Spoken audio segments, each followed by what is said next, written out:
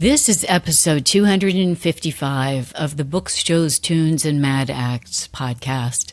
This episode is titled Shipwrecks with Charles Beeker.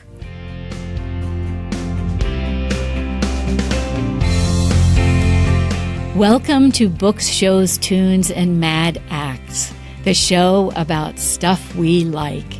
I'm your host, Jennifer Crittenden, and sometimes I'm lucky enough to be joined by my co-host, Bill Aho, who has an ear for good music and an eye for the extraordinary. Books, Shows, Tunes, and Mad Acts is brought to you by Discreet Guide, the training company for improving your speaking and writing skills. We hope you enjoy the show.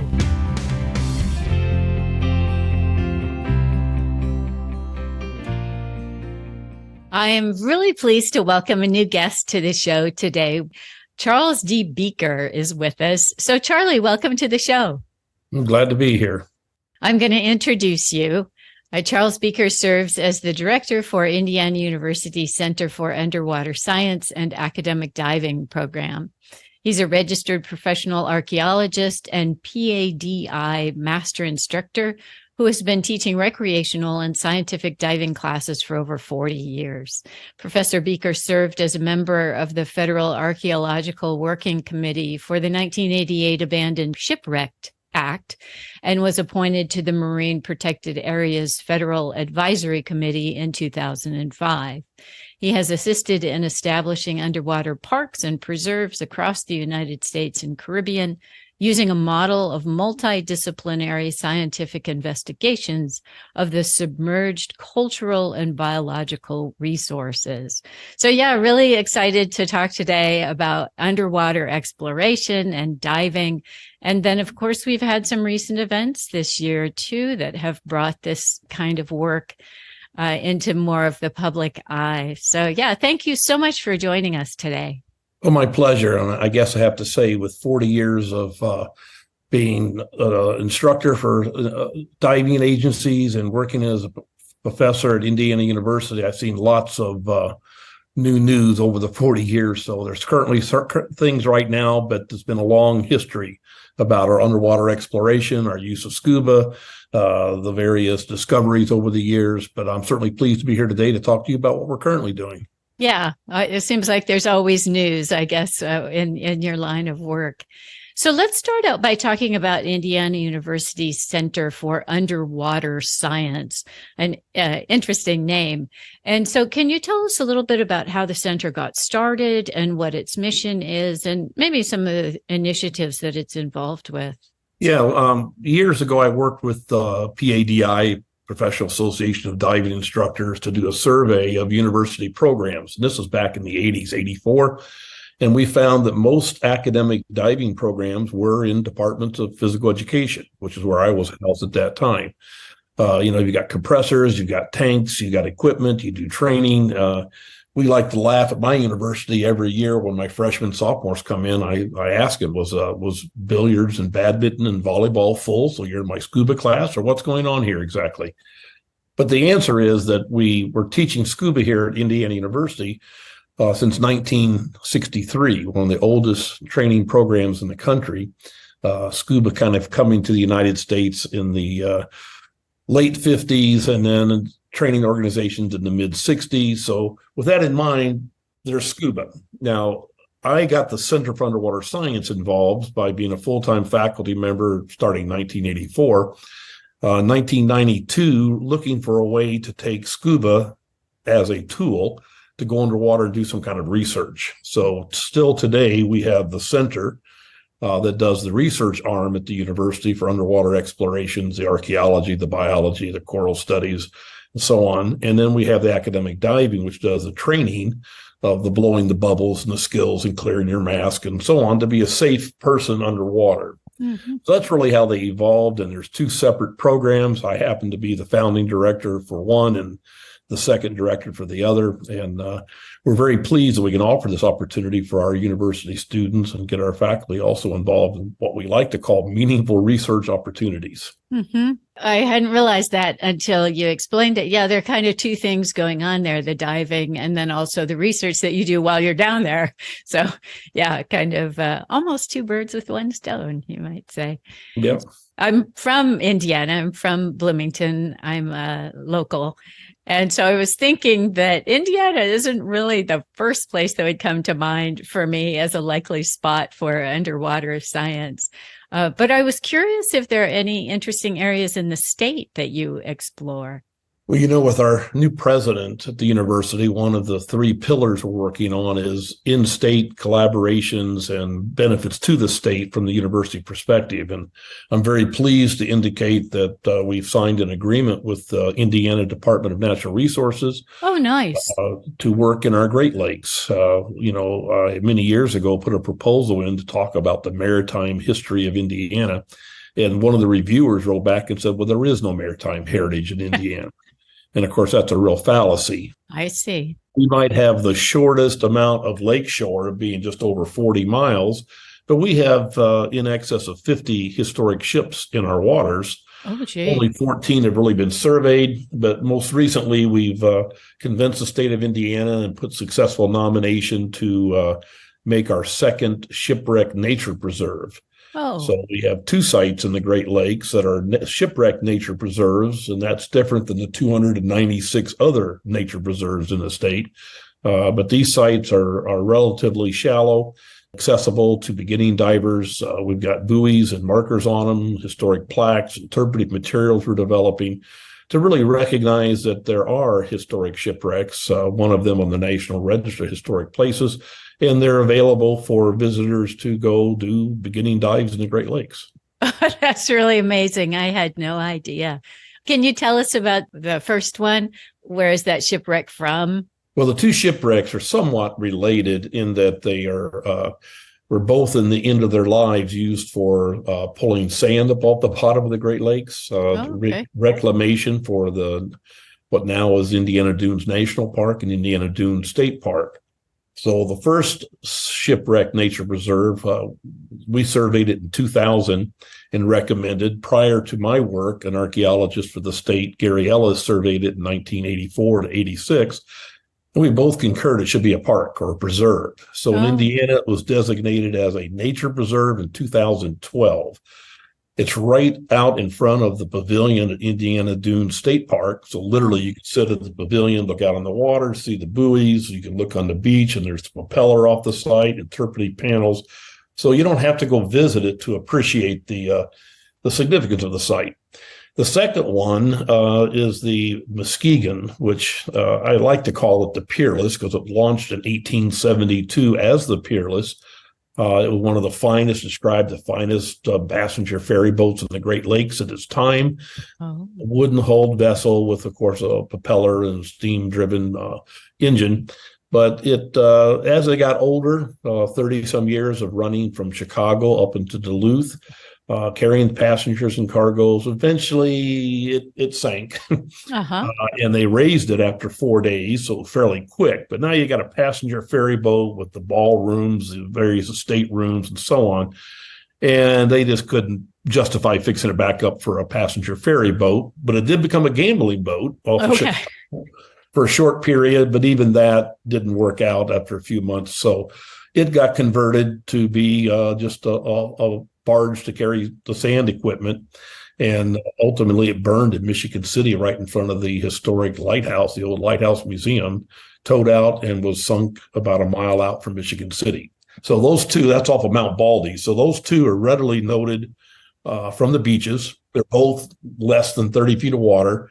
They both represent technology of the Great Lakes, and they're both our historic shipwrecks in Indiana. Isn't it amazing the stories that there are for these things? It's like each one is its own adventure tale or something. Well, it is. And, kind of completing that thought of maritime heritage of the state of Indiana, we have a lock system here that virtually bankrupted the state in 1832, one of which is still now a state park. We've got the Ohio River with river boats on the Ohio. One that we're interested in is the Alice Dean, which was captured by Henry Morgan during the Civil War to cross over from Kentucky to Indiana. and ultimately set a fire and drifted and sank. And we've got the location information, are interested in working on it.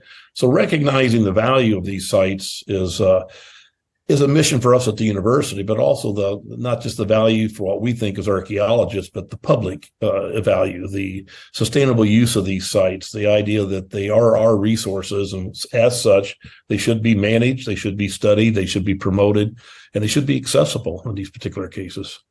Yeah, it's so interesting to see the evolution of thinking about historic locations. I think we're getting better at that as a species, I guess, or whatever we are. But yeah, it's so interesting that so many things are perceived as junk or trash, and then eventually someone realizes, well, actually, there's quite a lot of value and interest in this, and that evolution of thinking is very interesting to me. Well, I think, kind of to add to that thought, I'm a diver. I started diving in 1963, became an instructor in 1974, worked full-time at the university since 1984. So I've been at this for a long time. But when we first started diving when I was a young kid, we went out to look at wrecks because wrecks were wrecks, like automobile wreck. We wanted to look for a brass porthole and how to shine it up and any trinkets we could find. And our diving magazines talked about how do you restore a brass porthole. So that's what we went for. Mm-hmm. Now, over the years, this has changed, and IU and myself have really worked to help make these changes, we hope, that we've gone from wrecks to at least shipwrecks. And then from shipwrecks, we've gone to submerged cultural resources. With IU's involvement, we work on these parks we've developed in California, Florida, and the Caribbean. And we talk about submerged cultural and biological resources, thus living museums in the sea. And all my colleagues today, we talk about as archaeologists now, maritime landscapes. And Indiana certainly has a maritime landscape, as does Florida, as does California, as does the Caribbean sites. So that's what we try and promote is what's the context of these sites in a much broader perspective than just the shipwreck itself. Yeah, that's what we see, right? Is there's value now in these things from an archaeological standpoint, anthropological, or just history, right? Appreciation for the history of something. Well, I do the same thing when I discuss this with my students to try and get them involved. They come and take a beginning scuba class, and I'll say, well, what's your major exactly? And they'll say, well, I'm a biology major. And I go, oh, well, gosh, we could talk about the biology of shipwrecks. Let's do that. Well, I'm a business major. Well, we can certainly talk about the business of diving, the business of making a park and the sustainability of it and what kind of economic income comes in. I'm a journalism major. Well, gosh, let's talk about some articles and so on. But that's really the magic that we've done. We're not trying to take everybody that comes to Indiana University and turn them into a scuba instructor. We're trying to take them just to use scuba in whatever area, then getting involved with us to go do some research to help establish these parks or preserves in the Caribbean or California or Florida or now Indiana. We've got these projects that they try and apply for and get accepted on. And then we have an area for degrees that we don't, again, try and make you go where I am in the School of Public Health, or I'm adjunct in anthropology, being an archaeology anthro major. Instead, we say, why don't you take our underwater resource management certificate? More than a minor, less than a major. But now you can use that in your own discipline and talk about working on these resources that we are working on. And it's very successful to entice people, and they can see the value added by their own participation. Oh, that's really neat. This way it flows into all different areas of education. Yeah, it's really interesting, as you say, multidisciplinary and cross fields. Okay, so you were recently in the news talking about a Colombian shipwreck. And can you bring us up to speed on what that is and what issues are in play there? Yeah, we know that after colonization of the Americas, for good or for bad, the colonization included going into Central America, South America, the Spanish picking up the precious metals. Some were remelted into other objects. Others were as the indigenous peoples had them. But this went on for about 250 years. I happened to work on Columbus sites and also Taino sites in the first contact of Hispaniola. But moving ahead, now in 1708, the San José has been known because of the manifest for almost 40 years. People knew it existed. They knew about where it sank. And it was listed as the largest manifested cargo carrying vessel of its time. In today's numbers, they're talking, $20 billion of goods on board this ship. Oh, my goodness. My concern is that, we don't want to talk about the treasure, the cargo. We want to talk about the historic significance and what it means, recognizing though that there's cargo on board. Yeah. So at any rate, a long story, a little shorter.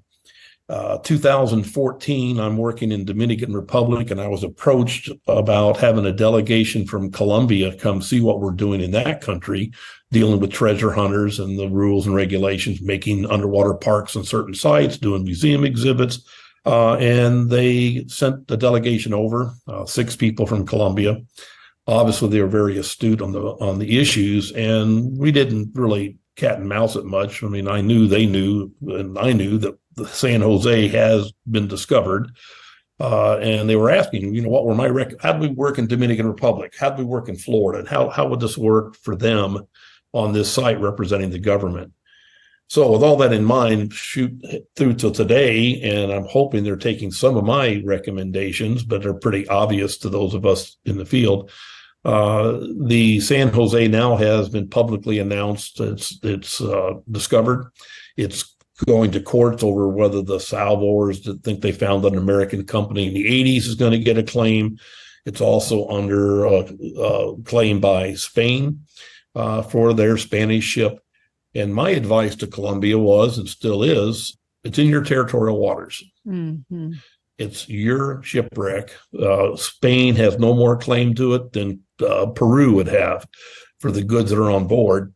So make sure the real thing you've got to do is not sell it. You cannot sell the objects. That really crosses the boundary. But as long as you talk about the things being brought up, going into museum exhibits and making money on entrance fees, making money on TV documentaries, loan of exhibits, it could travel an exhibit. And I said you could send it to Spain if they, for long-term loan even. Mm-hmm. But if you have indigenous objects, my recommendation was if you can identify that these objects came from Mexico or Peru, I would certainly donate those back to expatriate them to the proper country. So those are my recommendations. And I, as you are aware, I just recently was asked about those for the current news. And I think that it's important to differentiate that it's not a treasure hunt. This isn't an Easter egg hunt. This is looking at objects from 1708 that were collected and going back to Spain, part of their colonization of the Americas. But these things really represent the history of that time period. It's an invaluable time capsule. I could care less about I guess I do care about the construction of the ship, but we know what the ship looks like, 1708. It's the cargo on board that really makes the difference as the value of the site, and don't sell it. Yeah, so that's really tricky when there's that much money in play. Didn't realize it was so much money. Well, it'll be interesting to see. Do you have any sense for whether or not the Colombian government is going to find that possible? Well, so far, I'm not seeing any evidence that they are selling. So this is the current lawsuits that are going on. Oh. I told them, you can get lawsuits, you can fight your way through it, but no one's going to send a ship in the Colombian waters and try and do something there without your permission. Uh-huh. So it's really yours. It's in your waters. So just do what's right. If you do what's right, you can weather through all the rest of it. So we'll see. It's they haven't started the recovery. I think there's a push because the current president is got, like most presidents, they've got a term limit coming up, and they'd like to see it get pushed ahead now is the reason it's hit the news again. They've talked to their minister of culture and said, let's get going, let's get started. So we'll see. It's about 700 feet of water. It's going to take some expensive equipment. I told them the same thing. Find a company, work with them, just don't let them sell the artifacts. Now, I've been involved in a lot of this, back in my early career, back in the 1980s. We worked in the state of Florida in 1988, established an underwater preserve on a 1733 Spanish galleon, one of 12 ships of the Gold Coast of Florida, hit in a hurricane. And the treasure hunters in the 60s and 70s were legally making money, splitting 75-25%. And yet we took the one site that had been totally impacted by treasure hunters, had to put cannons back on and an anchor on it, underwater plaques, mooring systems. But now we have, in 18 feet of water off of Isla Mirada, Florida, the San Pedro Underwater Archaeological Preserve, where you could go next week and go snorkeling or scuba diving on a Spanish galleon. That same approach I've used in Dominican Republic. I think the most noted would be the Captain Kidd shipwreck, an Armenian-owned vessel, went down in 1699. It was captured off the coast of India. It was built in Surat, India, ended up in the Caribbean. Captain Kidd was loaded with precious cargoes. He attempted to leave it behind and thought he was coming back and went with a smaller vessel, probably most of the real treasure, if you want to call it treasure, to New York, turned himself in because he's being accused of piracy. And ultimately the ship was scuttled, it was set afire, and then it was found by a local that asked the government about getting some cannons. I looked at the site and said, I think that's what the treasure hunters are looking for. Their permits ran out. We told the government, Dominican Republic, Ministry of Culture, you can give it back to them. It's not the first time we've worked after they go in and take everything up, in your case, split it 50-50, or let's just make it into a park. And so we proved it was a Cana Merchant, and we made it into a park. So even there, you can go snorkeling on a site that's a 16th century pirate ship, the only academically studied pirate ship in the Caribbean. So those are the kind of things that I put forth on these concepts, even on Colombia. But we in the U.S. have treasure hunting laws. We managed to put a lot of those out of business. 1988, the Abandoned Shipwreck Act, which I was on, talked about federal and state ownership and pretty much clarified that the state or the federal government owns these shipwrecks, except for grandfathered ones. Dominican Republic, they're still splitting 50-50, but we've managed to stop them now by making parks and preserves on these sites. We got 2 of them that are treasure hunting sites as an alternative. Then you move to Colombia, and they've got to make some decisions themselves there. It makes me think it's almost a blessing that it was so deep, that the San Jose was so deep, so that it did stay preserved until now. I don't know what you think about that. Well, there's no question we're finding more and more deep wrecks. Scuba divers, since as I said, the mid-'60s, it's a growing sport and a growing scientific community and growing salvage. But we're limited to the upper skin. Dive safely, maybe 132 feet, a little more extreme down to 250, 280. But by 300 feet, that's as far as you're going to go on self-contained underwater breathing apparatus, scuba. Below that, we're talking ROVs. We're also talking tech divers can go maybe another couple hundred feet. But when you get to the San Jose, it's not as bad as the Titanic in 12,500 feet of water. Oh, wow. But I've been asked, can they recover? Well, they brought up a large section of the Titanic. It's on exhibit in America now. I was opposed, as most of my archaeological colleagues were. You may not be aware, but the Titanic, obviously, is the most well-known probably shipwreck that we have, is 12,500 feet down. When it was discovered by Dr. Ballard, Ronald Reagan signed it off as a memorial site. The same as the Arizona. So you can't go to Hawaii and go diving and looking on the Arizona from Pearl Harbor. Well, international waters, Reagan's, it didn't work. Yeah. So the astute attorneys took it all the way to the Supreme Court in America. And the end result is they have the objects are theirs and are now exhibiting them. Las Vegas is one of the exhibit sites. So, that's the Titanic. I like to tell my students, would you like to see that your great-grandmother's gold-rimmed glasses were brought up by a treasure hunting group, and even if they're not going to sell it, it's on exhibit in Las Vegas? That just seems a little bit appalling to me. Yeah, there's something a little ghoulish about that, really. Yeah, there is in more modern times. And, we go up to the Great Lakes. Another shipwreck everyone hears of is Edmund Fitzgerald. But I've been many a time with the former, he's retired now, state archaeologist from Michigan, who was so upset about the fact that the Edmund Fitzgerald, went down in 1975. It's not historic yet. It doesn't turn historic till it turns 50 years old. And yet Lightfoot's song made it so popular. But then people are going out with ROVs, remote operated vehicles, and camera systems and taking photos that they had to make a law in the state of Michigan that it's illegal to photograph human remains. Oh, And, I mean, how absurd is it that you think people are going to take the human remains and bring them up and show them at a dive club program? So, there. that's kind of where we are. And I think that makes sense to people as far as trying to protect these resources and also for public interest. Right. Sort of an extreme example that gets people thinking in that direction. But yeah, definitely some major forces in play here. We're always so intrigued by this idea of shipwrecks and treasure and, books and movies and so forth.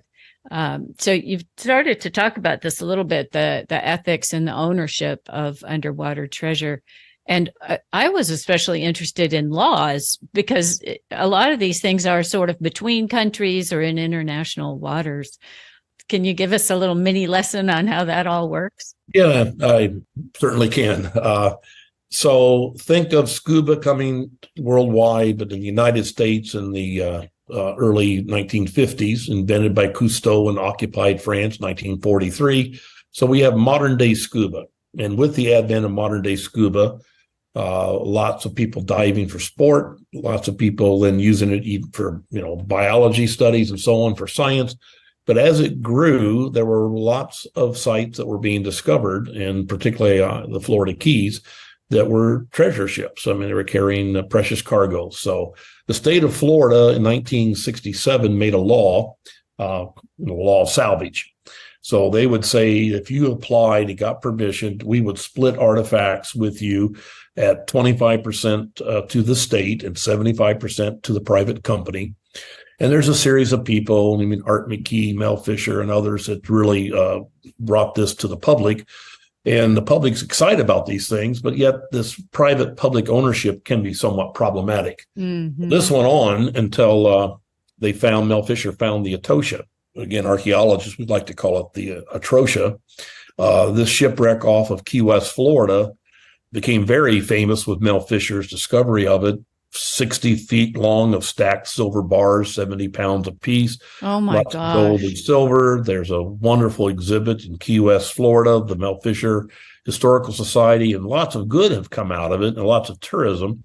But yet their attorney took it to the Supreme Court in 1984, and they said, look, this is really not a treasure salvage. This is an abandoned ship.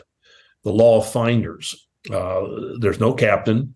No concern for history of time, period. There's no one claiming this ship. We found it. It's ours. Finders keepers. That's in the open ocean. It's our ship. And they literally were able to keep that ship 100% as private ownership.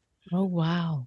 So, the result of that was 1988, the Abandoned Shipwreck Act that was put together, the Department of Commerce, Department of Interior. Again, I got lucky to be on the working committee for that. And we talked about, what are we going to do? And the ultimate outcome was that the state and federal waters would be owned underwater cultural resources by the state or federal agency, that anything older than 50 years would be considered historic. Anything that was historic could be determined to be significant by National Register criteria, and that there should be management, there should be parks and preserves established, and there should be a public component to this that doesn't keep them off the sites, but doesn't allow private salvage of these sites or looting. And that's where the laws went in America, which put most of the treasure hunters in the U.S. that weren't grandfathered out of business. I see. But where do they go? Well, a lot of them went to Dominican Republic. I see. And with that in mind, we've been working there in 92 on trying to help that government change their rules and regulations.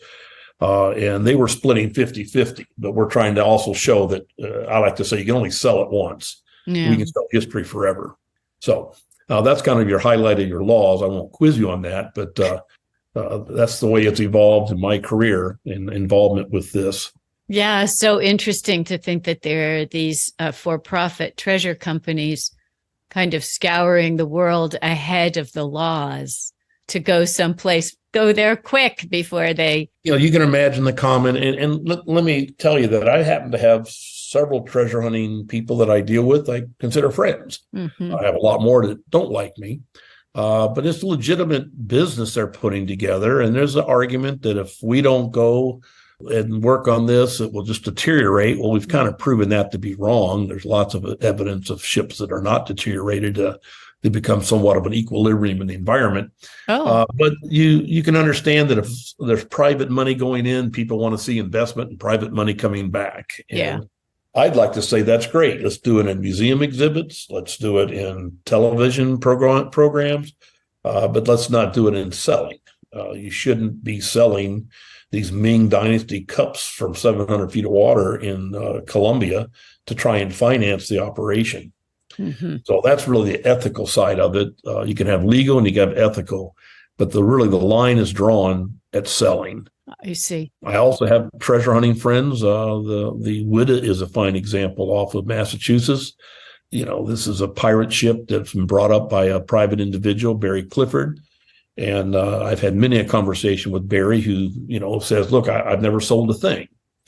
And that's true. But the problem is, he's an explorer and we're both members of the Explorers Club and we talk about these things.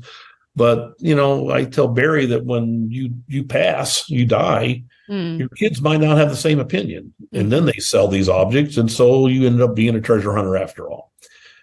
So it really, the solution there in my mind, and I tried to work towards this, it has not succeeded yet, was to look at having the state own these objects, but yet have rights to exhibit those objects. And that's what I told Colombia. You can loan them to Spain. Mm-hmm. You can still loan them, but you can put a 100-year loan to go to Spain and let money be made and generate some funds and get a percent back to yourself.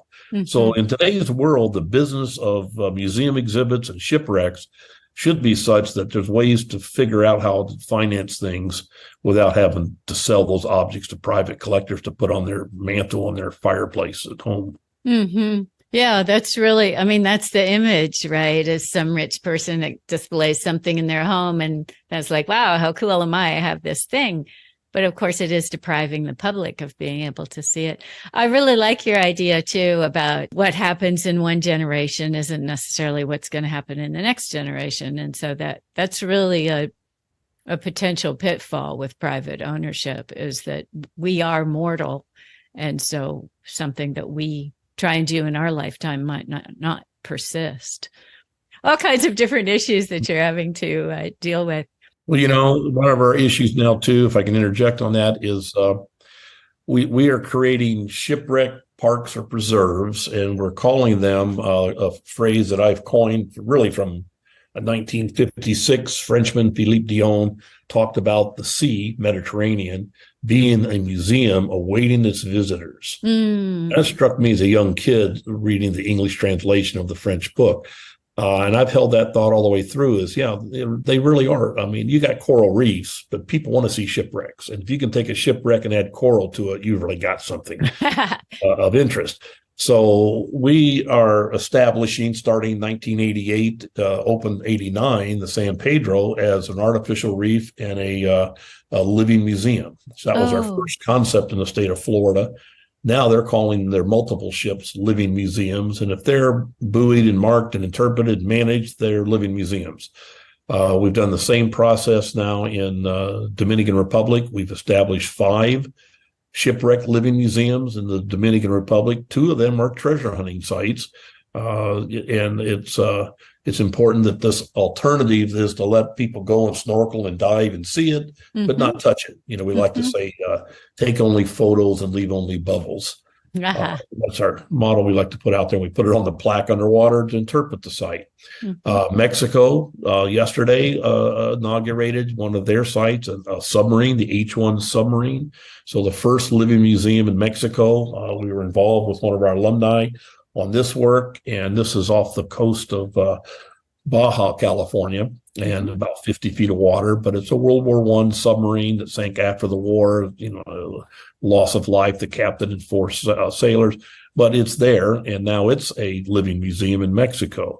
So this idea that these sites are actually part of the environment spins out of the Abandoned Shipwreck Act and the law. that they should be recognized, not in isolation, but again, as part of that ecosystem. Mm-hmm. Then you take the maritime landscape of what's around it, what ports and cities and activities are going on. So this just keeps working, spinning its way up.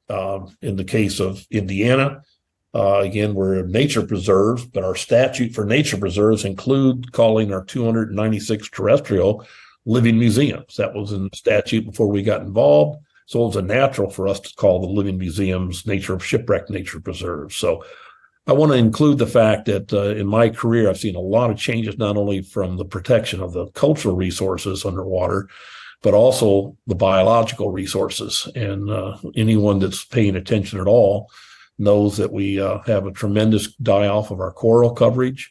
We were all shocked that last summer, Florida Keys, the water temperature was in excess of 100 degrees Fahrenheit. Wow. In the water. Wow. That's just unheard of. So tremendous coral bleaching. We hope not all die off, but they were talking that, maybe as much as 98% of the corals were impacted.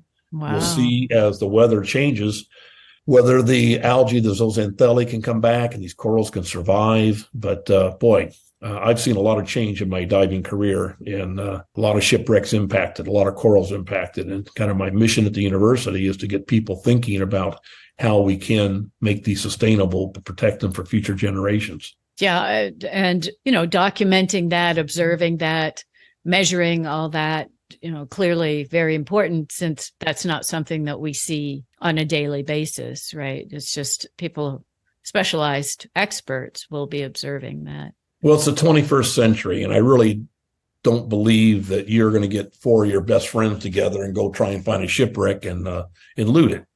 Whereas in the 1960s and 70s, that's what we kind of did. Mm-hmm. So times have changed. It's, again, 21st century. So now we need to look at these as finite resources, non-renewable resources, and recognize their historic significance, not just the cargo on board. They're not treasure sites. They are underwater cultural resources. They should be protected. They should be for the public. So even the public shouldn't destroy them. And they should be recognized as part of the environment. And that anywhere you have a shipwreck, you're going to have what we call fish aggregating devices, fads. A shipwreck is a fad. You go to the shipwreck, that's where all the fish are. You want to know where a shipwreck is? You talk to the fishermen. They go, well, right over here, there's something going on over here. So there's no question that these things are part of the environment, and important habitat for our marine environment, everything from the fishes to the invertebrates and so on. Interesting, right? Yeah, provide a new kind of home to somebody different. Oh, that's funny. Well, let's talk about the Titanic, because that's, of course, something that comes into people's minds right away. Always huge fascination with the Titanic. And so tell me what exploration has been done there and how you feel about future investigation. Well, the first thing I'd like to do is talk to the Titanic. Have you been to the Titanic yourself? No. Well, no, neither have I. But do you recognize the value of the Titanic? Well, based on what you've just been educating me in the last 30 minutes, yeah. Okay, well, what I'm saying is I use this as an example, saying I've never been to the Titanic, you've never been to the Titanic, but we can appreciate the Titanic for its historic event and the movies afterwards and the articles and all the things, now exhibits, but yet you don't have to go there to appreciate it. Uh-huh.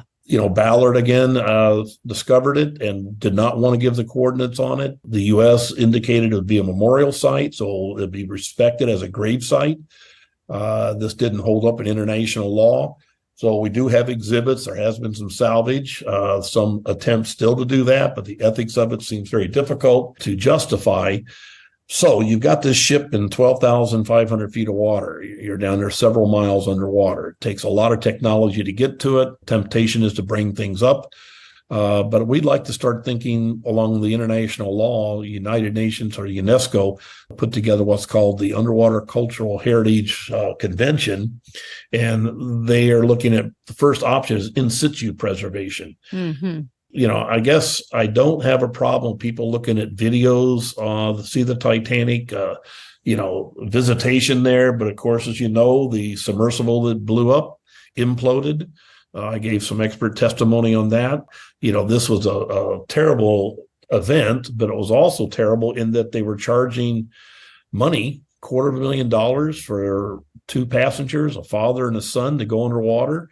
I'm sure they signed release forms, but to take experimental equipment down to those kind of depths and take public down there, it's one thing to have video of it, but to take people down and then to have them die due to lack of proper either design and or maintenance. And we could argue that point, but that's what the courts are doing. That's a terrible thing. Yeah. So I'm okay with visiting inner space. I'm okay with visiting outer space. Where I draw the line is the public paying money to go there and risking their lives on technology that still is not fully vetted. It's difficult to even say what is safe down there. Yeah. It's a new horizon to go to those kind of depths. So I think the Titanic should be documented. I think it should be photographed. I think it should be filmed. I think they should leave the objects there. They've got some up already. There's no new things we're going to find out about the Titanic in my mind, as far as construction and building. We know that. And then now we're down to personal effects. I don't want your great-grandmother's gold-rimmed glasses on display. You shouldn't either. So I just feel like as a memorial site, I don't want to go to the Arizona and bring out a sailor with his uniform and think that that's the right thing to do. Mm-hmm. That's my opinion on it. I think others kind of share that. And yet Free American or Free International Enterprise is saying, no, it's there. We can go get it. We can make money on it. Well, let's figure out how to make money without risking people's lives and unnecessarily. And let's figure out how to make money without bringing up artifacts to go into museum exhibits. And that's where I am. Yeah, it's really interesting in this day and age of being able to recreate things so well that's not the first thing that people think about, right? I mean, because you could do all kinds of things once you have that information. I mean, you could recreate a whole scene. I guess they did that in the Titanic movie, but a little creativity, it seems to me, could go a long way here. Yeah. Again, I think safe visitation, sure. Collecting, no. Mm-hmm. So the Titanic just has a lot of interest because of all the publicity over the years. It's just so well known. Yeah. And that's where ships like the Colombian vessel, the San José, doesn't have anyone knows what we're speaking of until you mention $20 billion. Yeah, right. Then you get your attention again. I teach my students, and I'm a little shocked. Just last week, I tried it again. I was talking about marine conservations. National Marine Sanctuary is the first national marine sanctuary established. We now have 13 under the Department of Commerce. And the first one was on a site called the Monitor. And I asked my students, what can you tell me about the Monitor? And I got a lot of blank stares back at me. And I'm going, the Monitor and the Merrimack, the Monitor in engagement in the Civil War. The Monitor is the first ironclad vessel utilized in warfare. And then they go, oh, that Monitor. Oh, yeah, I guess I know what you're talking about. But, I kind of rest my case. And if you don't know about it and promote the history of it and tell people, then it's just a big blank. Yeah. Now, meanwhile, the Monitor, they brought up the turret and the cannon. Is a wonderful exhibit now available, a first-class 21st century exhibit you can go to. So I'm hoping more people will become aware of the importance of a site like that and the fact that it is a national marine sanctuary off North Carolina. There's lots of examples of people that have lost their lives on shipwrecks, too. And I just don't think they all have to be memorial sites, but I guess I would take you to one of my excursions a few years ago to Micronesia, which was Truk Lagoon at the time. And it's the site of the Japanese fleet, equivalent of our Pearl Harbor, where 60 ships were sunk in World War II, mostly merchant ships that were sunk there. The Japanese had pretty much enslaved the local inhabitants of the area after the Germans had done so too, after World War I. So they had no love lost for their occupiers. But you go there and, I traveled there and people were diving down inside the ships and there were Japanese sailors there and they're bringing skulls out and setting them up and photographing them. And I happened to come back and my aunt, Taiko, married my uncle, military. She was in Japan during World War II. Her brother was a kamikaze pilot, of course, died in the war. And I'm asking Tychos, what do you think about, I didn't take any pictures of bodies, but what do you think about that? If we'd lost the war, we might be talking about the sailors in the Arizona doing that. Right. So, with that in mind, I just think we need to really have not only U.S., but an international view of what these submerged cultural resources mean, underwater cultural heritage, and how we can protect them, and what are the best rules and ways to do this. But a lot of it's international waters, and it can be usurped.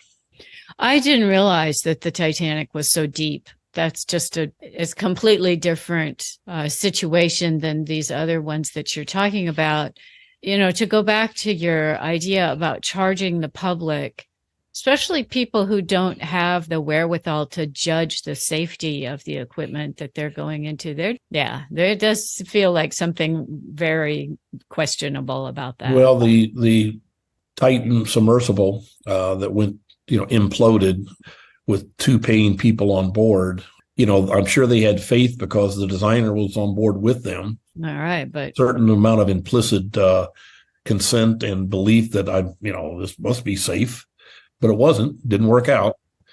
But what do you do about it? How do you regulate this? So these are the kind of things I've been asked about, and others have been asked about. And I'm not saying we shouldn't go to the Titanic. I'm not saying that the public shouldn't go to the Titanic, but I am saying there needs to be something that would help regulate this. And of course, no taking of anything, photos only, say take only photos, leave only bubbles. In this case, their bubbles are inside their submersibles, so there are no bubbles. But this is how they should regulate it. And then, like anything else, if there's an accident, well, then there's repercussions. And I don't know how to solve all that, but I'm not saying stop. I'm just saying let's really think about it, and let's talk about international waters, what can be done, because that's the problem. You can make a rule here in America, and then the French send a submarine down or a submersible down. Ballard found it with U.S. backing, and the Russians got with the French and went out and started salvaging. No. So international waters is a difficult place. Well, I mean, I'm of course horrified that thing happened, but it is a really powerful lesson, right? So I do think that will make us more cautious now and not just underwater, but outer space, other places that we want to venture. Wonderful, right? Wonderful that we're such an exploratory species. Animals like to go to different places, but believing that something is safe is not the same as it actually being safe. Correct. I say I'm an explorer. I'm a member of the Explorers Club. I like to think my next exploration is probably the most exciting one I've ever done versus the last 40 years of exploring. But there's certainly lots of discoveries and lots of things underwater that I've seen. But I've also seen the attrition of these objects, and I've seen the destruction, and I've seen the death of the corals. And, in the 1980s, our elkhorn, Acropora palmatas, died out throughout the Caribbean, and yet they were vast stands of them before. The sea urchins died out. Now we've got this heavy temperatures going on, as I said, in the Florida Keys, and lots of coral cover is no question has died already, and maybe vastly more. 60% coral coverage has died absolutely over the last few years, and now there's estimates that maybe as much as 98%. I hope that's not true. That's just people saying that from this last climate impact. So we need to protect these underwater resources. We need to understand how to utilize them sustainably is what my mission is. I like the idea of making living museums, parks, and preserves that people can go to. We've also looked at, we've got a slaver in Dominican Republic that we want to make into a living museum, but designate as a memorial site so you don't get the chance to go diving there. Just recognize that this is a site that went down with multiple numbers of slaves on board that died during the wrecking process. So this is kind of the same thing as the Arizona. We're not going to go scuba diving as tourism on the site like that. Mm-hmm. Well, to switch gears on you here a little bit. So obviously you love diving and you teach diving. And so tell us what characteristics you think make a good diver. Well, I'd like to think that a good diver, I guess we can look at it 2 ways.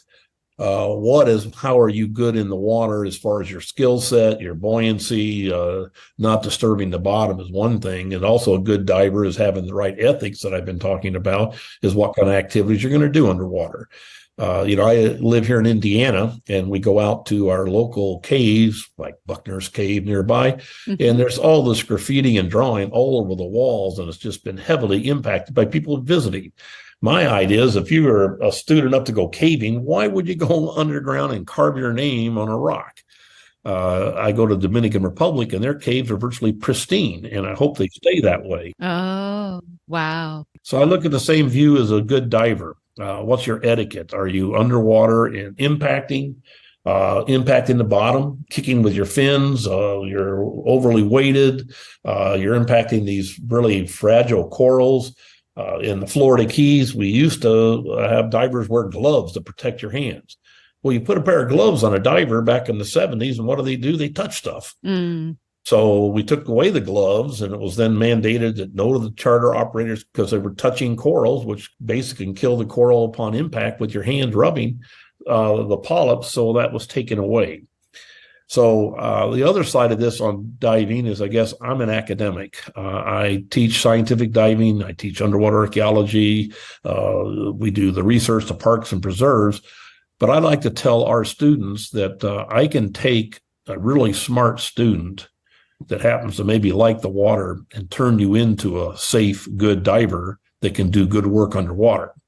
What I can't necessarily do is take a good diver that has no academic background and turn them into a smart student that's going to do something impactful. So with that in mind, at the university, I have the advantage that I'm always looking for a few good, smart students.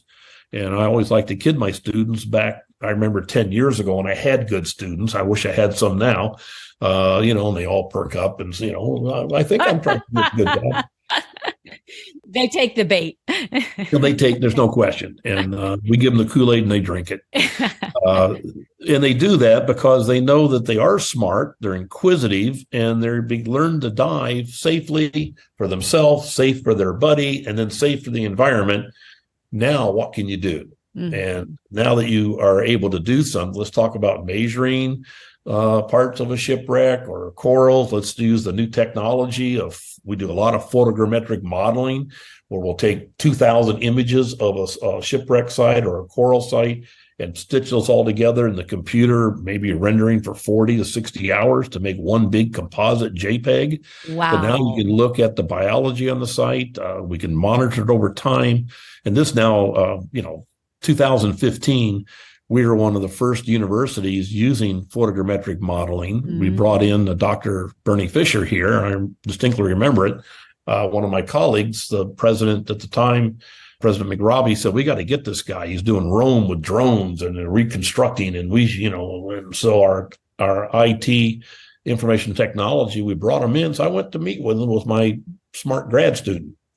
And I said, Bernie, this is exciting, your drone work. We'd like to use it underwater. And he goes, boy, I don't think there's any underwater drones. I don't know. I hadn't really thought about that. And I said, well, why don't we make our divers be the drones? And they can just flip around with the camera. And he goes, I bet that would work. Sure enough, there we go. And we applied the technology in 2015. Now everybody's doing it. But we were among the earliest and taught programs in California and national marine sanctuaries on how to do this, because now our students can do volumes. They can take a coral head and look at it in the computer and rotate it, look at it, put a bottom on it, and do volumetric studies. There's damage, grounding. We work with the National Marine Sanctuary grounding program. That there's a scour mark. You can literally have a real number of how much has been dug out by using the computers. So I think the future for all of us is the information technology and the application to that to try and protect these resources and study these resources. And I go back to Exxon Valdez, the oil spill that you probably remember, and I remember. Oh, yeah. The National Park Service director, Jim Reidenhauer, was the former Indiana DNR director. And after that, he came back and was teaching at IU, and I was working with him on his graduate course. And he says, Charlie, the problem with that Exxon Valdez is we didn't know what we lost because we didn't know what we had. And that really struck me. And I spent most of my career trying to say, let's find out what we have right now. And then we can talk about in 10 years, 20 years, 30 years, 40 years. I've got some sites I've been monitoring for 40 years. And now you can talk about change over time. I think those are the kinds of things in the future we're looking for in those so-called good divers. Mm-hmm. I like to tell my students the same thing. We've got projects next summer, like we do every year. One is in the Caribbean, Dominican Republic, creating more parks and preserves and trying to keep treasure hunters from working on shipwrecks anymore, showing the government there's other value. Then we have a second one in the Florida Keys, which is working on our underwater parks and preserves with the state and the National Marine Sanctuaries we've been doing for over 30 years. And then the last one now is our Shipwrecks of Indiana. Mm-hmm. And I want the students to have the skill set to go there and do something meaningful. That's what I think is a good diver. And when they apply and they say, I just love the ocean, and I've always loved the ocean, my family used to go as a little kid, and I'd like to go to the Florida Keys with you, I tell them, I'll just take your application, tear it up, and throw it away. If you want to do that, there's 50 dive stores down there you can go with. Now, if you want to go and do some research, if you want to do a biological, an archaeological study, a monitoring, you want to be involved in trying to protect these resources, then we'll take you on an IU field study. So that's kind of differentiating between recreational diving and our scientific diving. Mm-hmm. It's just really fascinating, all these different things that you're involved with.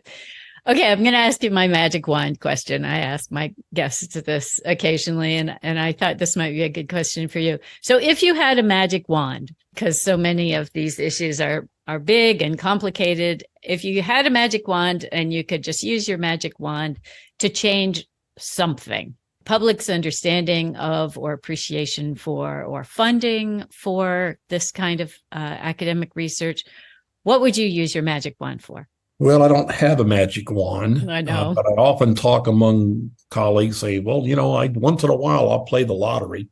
And if I happen to win that lottery, what would I do? Yeah. I just do what I'm doing right now, but I do it better funded and I do it on a larger scale. To me, it's we need more academics. We need more resource management people from the state and the federal to protect these resources. I've seen a tremendous amount of destruction since my 1963 dives up through till today. And with that in mind, these resources, again, they're finite. And if we destroy them, they're gone. My students' grandkids, I want them to be able to go to the Florida Keys and see the San Pedro 1733 underwater archaeological preserve and hopefully in the best condition we can sustain it in. I want them to go on a Caribbean trip to the Dominican Republic and see the 1699 Queda Merchant, an Armenian-owned vessel that Captain Kidd had that was a pirate ships of the Caribbean. And I want them to go to Indiana and go dive on the Peerless, the current Muskegon. But if we don't try and protect them, they're all going to be gone. Mm-hmm. It's very destructive, people diving underwater and trying to collect things. That'd be my magic wand act, I guess. Otherwise, I don't have a great wish list other than more awareness about the value of these sites. And like all things, we need more funding to do the work we're doing. Terribly expensive to go underwater. Terribly expensive to train people with charter boats and compressors and tanks and camera systems, and 2 or 3 years in, they're obsolete, and you got more camera systems, and it's a continuous battle to be able to scientifically investigate underwater adequately. So on that note, before I let you go, is there anything that you'd like to ask my listeners to do or refer them to, websites or fundraising, anything like that? Well, I'm not wanting to promote our university more than necessary, but of course, we're always interested in the university perspective. Funding is always a necessary evil. But I think what I'd like to have your listeners, if I haven't conveyed a preservation ethic yet, I guess I haven't done the job today. I'd like for them just to think about it. Everything from the plastics they throw out to the things they might collect to the impact they might have on the biology underwater. Our days of collecting and picking up and so on underwater. And I went a few years ago to a plastics conference in Scotland, and I gave a talk about Scottish Captain Kidd, but I listened to all these talks about the microplastics and all that are in the waters. And I've visited and seen these sites die off, coral reef sites. So let's have an awareness. If your people can just do a little bit to help, that's great. The main thing is don't be part of the problem. Let's try and be part of the solution. Well, thank you so much for coming on the show and educating us and taking the time. I really appreciate it, Charlie. It was such a pleasure to talk to you. Well, my pleasure. And I know that I can talk a long time, so I'm glad that you were willing to listen. And I think that this important we get the message out there. So thanks for having me on.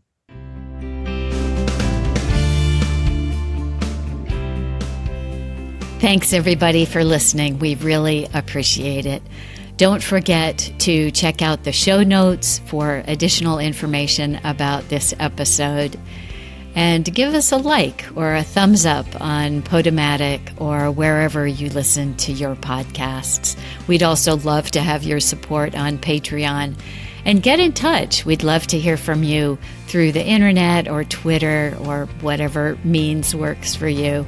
And finally, thanks to Caffeine Creek for the theme music.